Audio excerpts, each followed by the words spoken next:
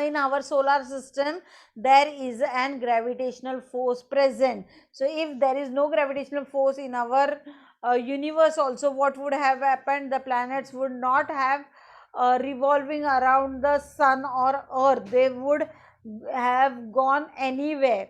So everything is attached towards it with the help of the gravitational force. Now the gravitational force can be applied in less or higher also. Now if here are the two examples. If there is very much less weight in the sack, the person is very easily carrying the sack from one place to another. But if the sack is heavy or if it is filled with grains, the person has to apply the greater force as the greater weight is present. If the weight is greater, the person has to apply the force greater. If the weight is lesser, the person has to apply less force on that particular object. One more example I would like to tell you. In the second example, you can see the ball is dropping the stone in the bucket full of water. So from the less distance, when he throws the stone in the water, what happens? The water spills very less in amount. But the same thing when he does from the height, what happens? Lot of water spills out of the bucket. So in these two activities we come to conclusion that greater the force must be applied to lift the greater weight, lesser the force must be applied to lift the lesser weight. So according, depending upon the weight of the object, the person has to apply the force according to that. If the weight is more, he has to apply more force. If the weight is less, he has to apply lesser weight. The next type of force is magnetic force. Now in this type of force, you can see the force is exerted with the help of magnet. Okay, the magnet attract towards the nail. Okay, the nails are attracted towards the magnet because the magnet is pulling the nails towards itself. So the force is exerted by the magnet to pull the nail towards itself. This type of force is called as a magnetic force. So this type of force, what type of force it is called? It is called as magnetic force.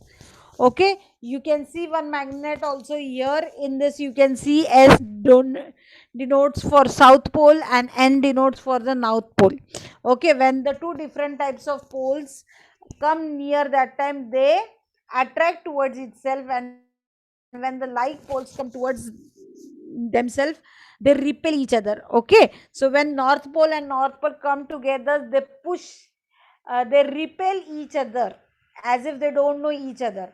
But when the south and north pole, when they come towards each other, they get attracted as if they are friends of each other. In such a manner they get attracted.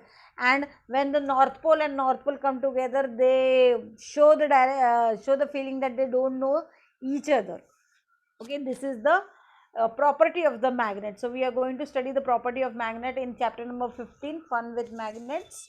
So we will have this much knowledge only regarding the force.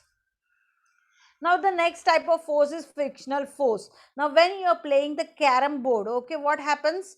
You are applying some force on the piece and it moves and then it comes to an stop. So when the object is moving and comes to a still position, that type of position is called as a frictional force.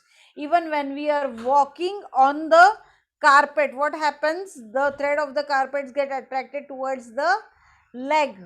Okay, so there is a frictional force among the leg and the carpet. That is why the carpet gets attracted towards your leg. So these are some of the examples of the frictional forces. So the frictional force can be increased or decreased according to the force required to applied. Then electrostatic force. Now what is electrostatic force?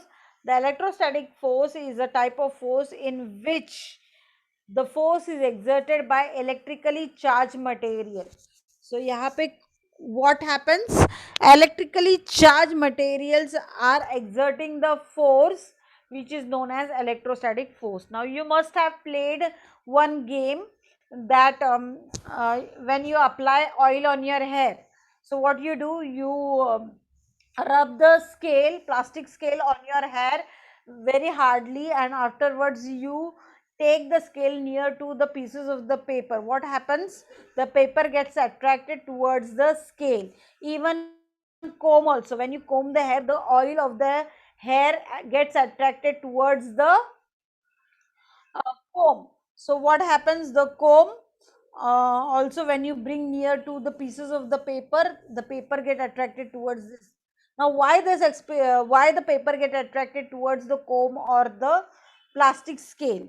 So when you are rubbing the scale on your hair, the scale becomes electrically charged, and that is why the paper are getting attracted towards the scale or the comb.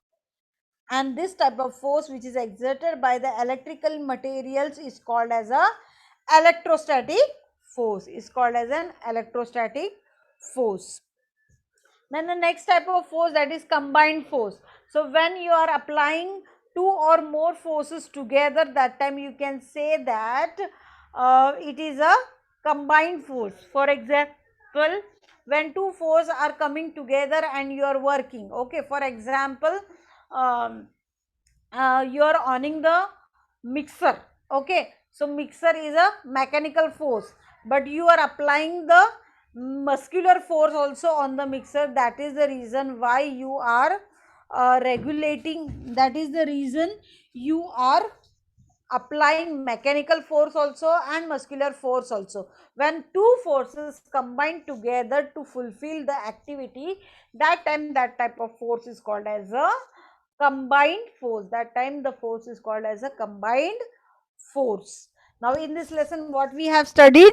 We have studied that the force requires to bring about action. So whenever there is an action, we can say that the force has been applied. Then the second thing what we have studied in this, that the force is necessary to make the object or to change the shape of an object. So when the object, we can give a necessary shape to an object with the help by applying the force. For example, dove, okay, when your mother is making a dove from the floor by adding water, she gives the required shape to the dove. That is, the force is necessary to change the shape of an object. Then we have studied the 7 different types of forces, such as muscular force, mechanical force, gravitational force, magnetic force, frictional force, and electrostatic force. So this is all about the lesson.